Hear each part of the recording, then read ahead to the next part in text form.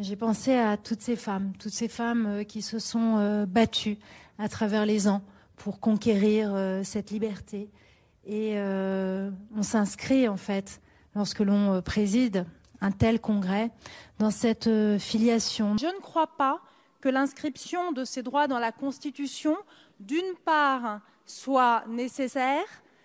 En France, lorsque l'on veut garantir des droits et libertés, la Constitution est le bon endroit.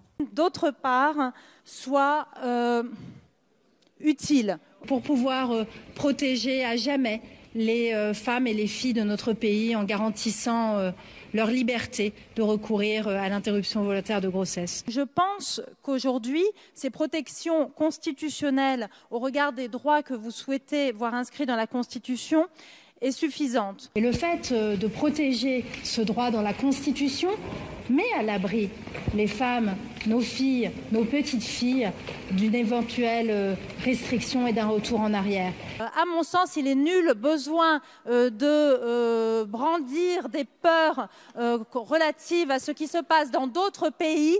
Et on peut dire, certains le disent, c'est hypothétique. Mais ce que nous voyons dans le monde, c'est loin d'être hypothétique. Lorsque nous voyons qu'aux États-Unis, ce droit est restreint, lorsque nous voyons ce qui se passe en Pologne. Pour estimer que ces droits seraient menacés dans le nôtre, ça n'est absolument pas le cas aujourd'hui. Rien ne vous permet de l'affirmer. Qui sait ce qui arrivera demain ?